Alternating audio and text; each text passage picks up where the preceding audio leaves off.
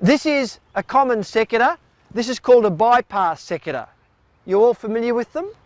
And this part of the seccator, not the cutting blade, the lower part, is called the anvil. Okie doke.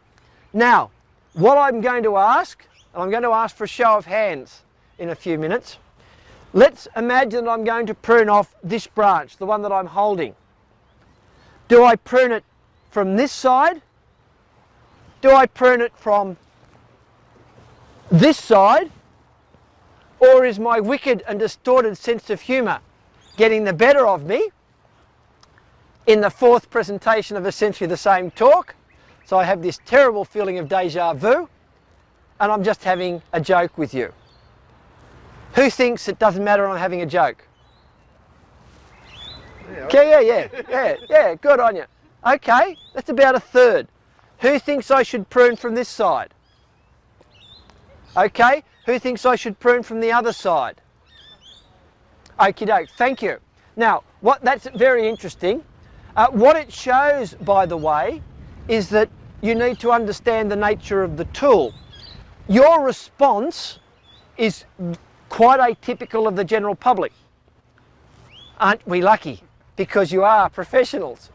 If I was to ask the general public that question, 9 out of 10 would say I'm joking. Okay?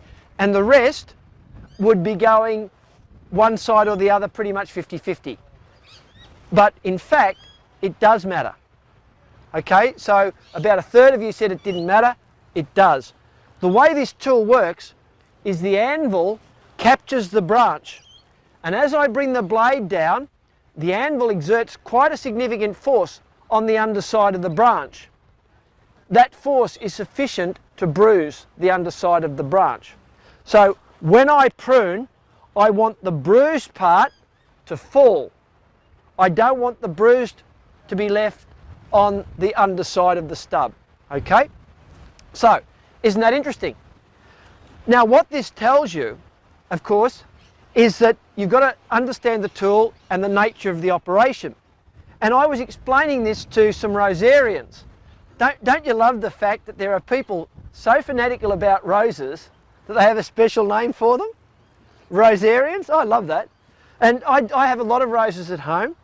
I prune them regularly. I want them to flower from about now until next April, end of next April. And they will. And with climate change, I reckon I'm getting an extra week of flowering already. So when I prune, I explaining to the rosarian, if you prune and you leave the bruised side on the plant, quite often it will die off on that side all the way down to the next node. And at the next node, there are some polyphenols that are acting as your antibiotics, and they'll stop the rot, so to speak. You've all seen that? And he was 90, this guy. He'd been pruning roses all his life, and he said he'd often wondered why they rotted sometimes and not others. He said he'd never been able to observe a pattern. And if you think about it, if you've been cutting right and wrong haphazardly, you'd never see a pattern.